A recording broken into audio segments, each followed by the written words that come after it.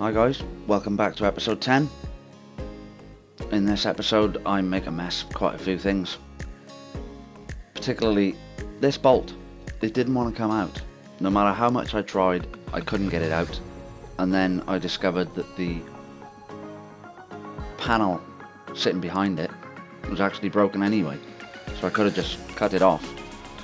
But anyway, I was trying to get this off to get the panel out of the way because we're going to be doing some welding today.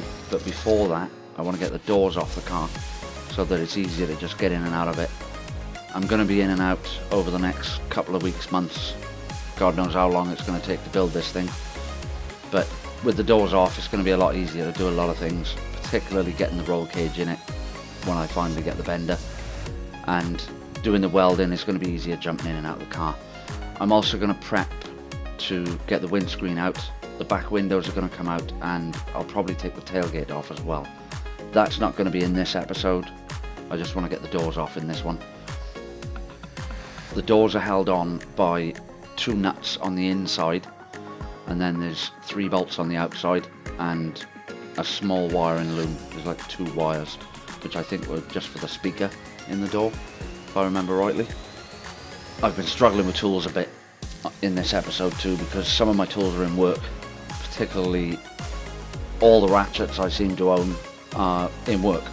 I don't know how that happened because I think I've got about 10 of them, but alas, I ended up using this little bar, which got me out of trouble because the spanner was just a nightmare. But I got them 2 off, so outside now, and we'll pop this off. This is the best way to get these out, particularly on an older car. If the rubber's a bit deteriorated, you put a screwdriver in there, it'll just tear it to bits. But those trim clip removers, because they got 2 prongs, they put a little bit less pressure on it, so it pops out a bit easier. I was fortunate with this, the rubber on that seal is still quite supple.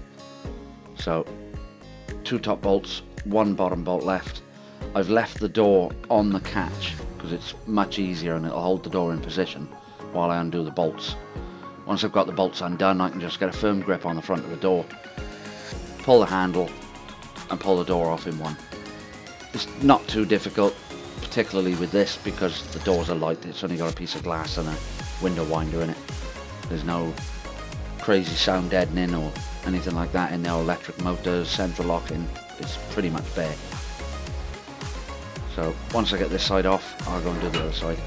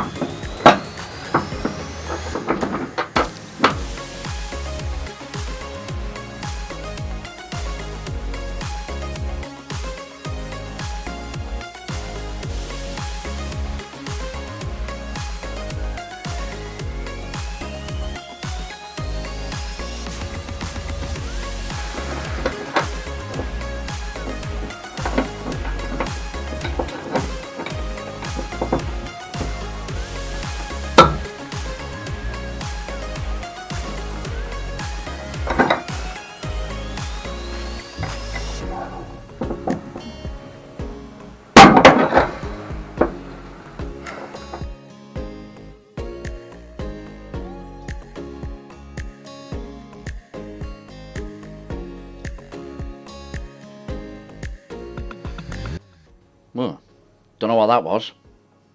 Strange.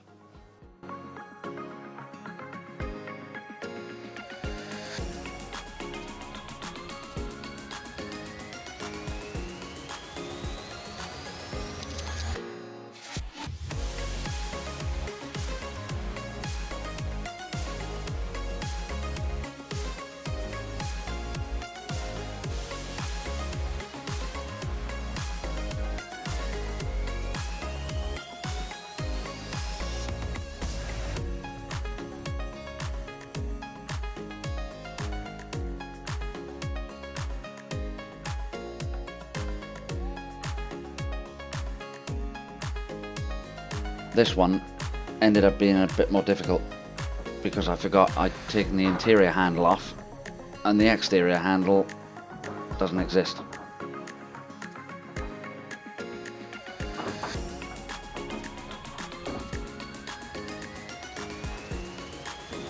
So because the jacking points are so rusty, I've decided to go under the subframe mounts to hold the car up for now. I will be making some leveling stands that I can adjust to get the frame level before I put the roll cage in, but at the moment I just need this up out of the way so we can get the base of the roll cage in ready to go.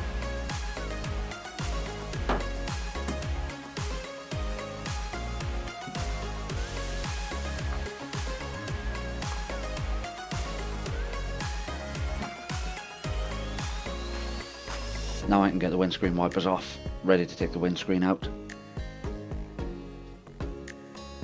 These clips that are on the back of the windscreen wipers, sometimes if they're a bit sticky, you can lift the windscreen wiper like this, grab the plastic and lift it as you're putting the wiper back down.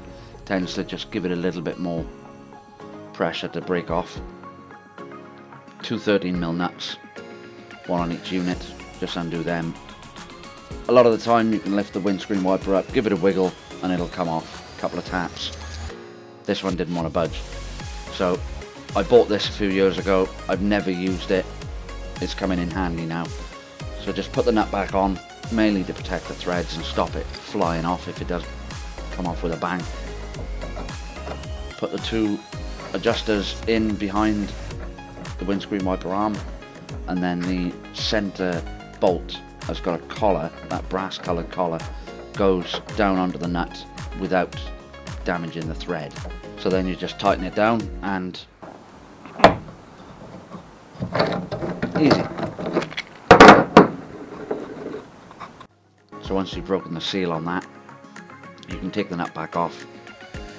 Sometimes they'll just pull off, other times you've got to lift the wiper arm and just give them a little wiggle. Always put the nut back inside and close the cap. You'll never lose the nut then. Do the same on the other side now.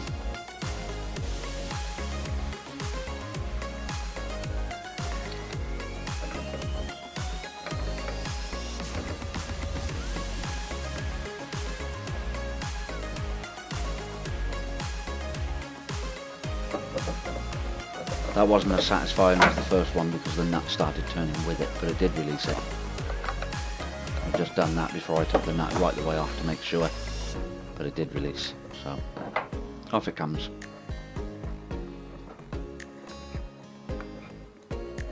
So that's that all done, and now we're ready to clean up the floor, see how much metal we got to work with. Just chip away all the loose rust here, then I can cut it out, clean it all up, because I'll know how much good metal I've got around this big rusty hole. Now we need to know how we mount the roll cage to the body shell, and to do that we're going to have to consult the Bible. In nomine Patri. Not that Bible, the Motorsport Bible, which is the Motorsport 2024 yearbook, also known as the Blue Book or the Bible. If you want to build a car and you want to compete with it, you need to meet all these regulations. If you don't meet regulations, your car won't pass tech inspection, you won't be allowed to race it. So you need to read this, you need to go through it, make sure what you need, and make sure you build the car, particularly the cage, because that's the most important part of the car, and it's the most difficult to put right. So Section K deals with safety. It's pretty much the most important section in the book. As I said, if you don't pass this, your car doesn't race, and it's very, very difficult and usually expensive to fix. You can't just undo a couple of bolts, pull the roll cage out, put another roll cage in, and you can go racing. It's not always that easy. I'm going to be welding this cage into the car, so we need to look particularly at the mounting plate, which they call the reinforcement plate.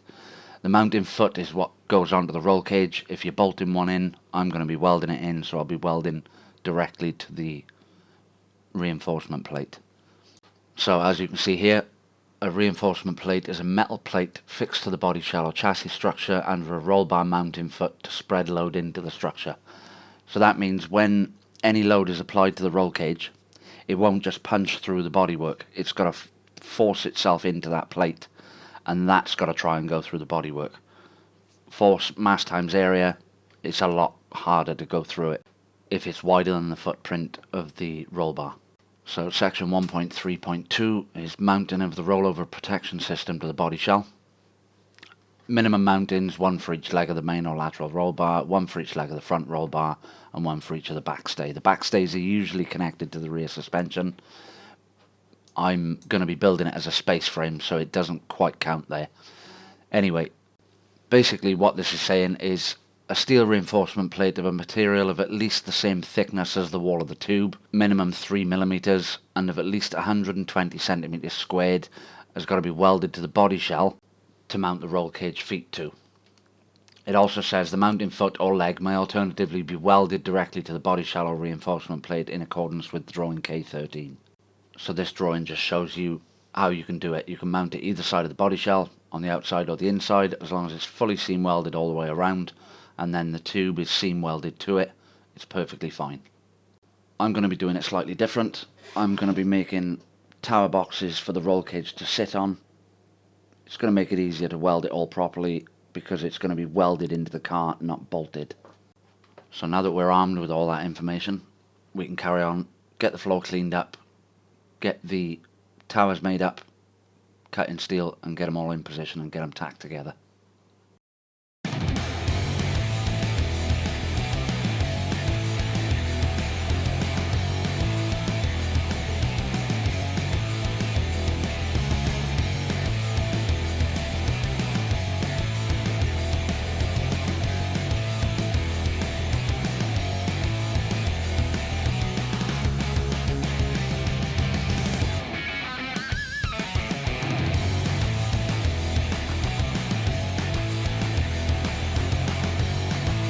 With that all cleaned up, measured up for a plate, and now it's time for some CAD. Yep, cardboard aided design.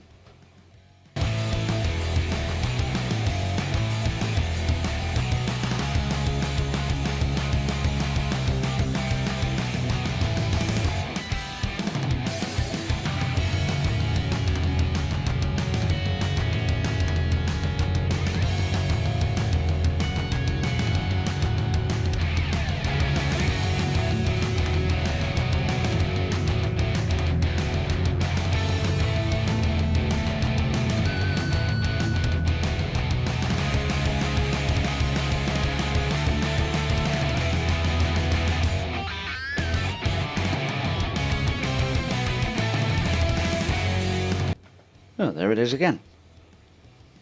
Must be predicting the future or something.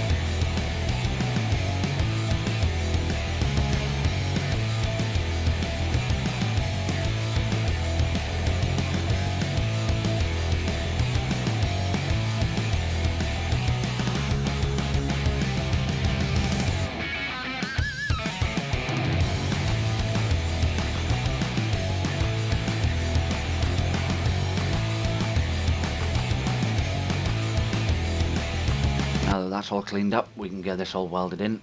I'm just going to tack it up at the moment, because I may have to pull it back out in future before I finish welding the roll cage in.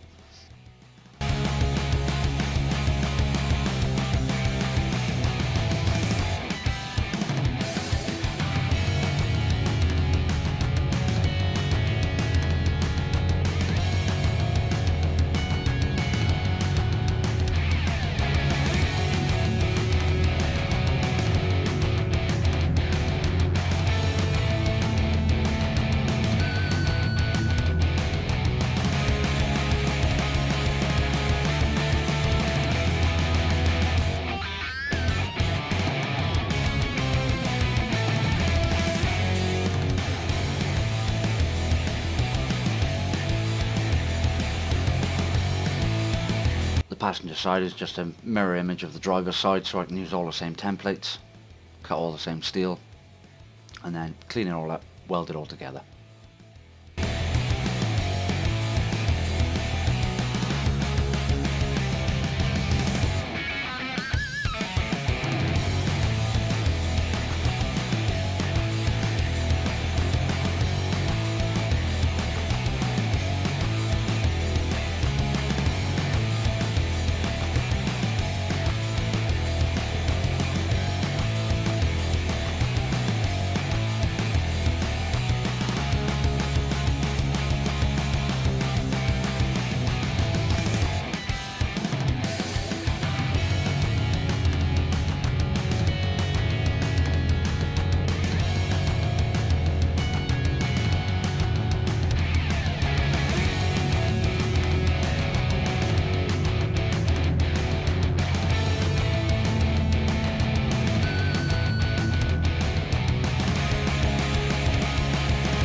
Now we can get the back cleaned up, get this all tacked in, and then we're on to the other side.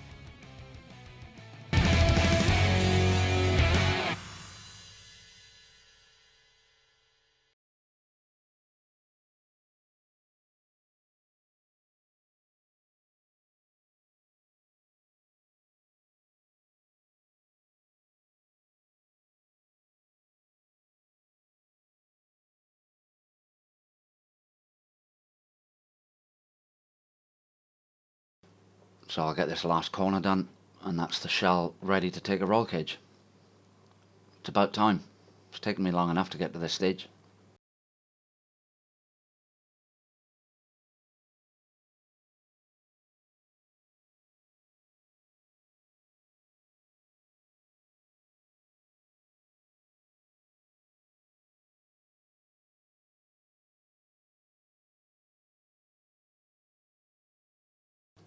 And that about wraps it up for another episode, guys.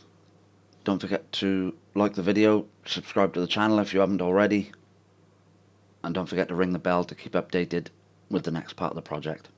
See you soon.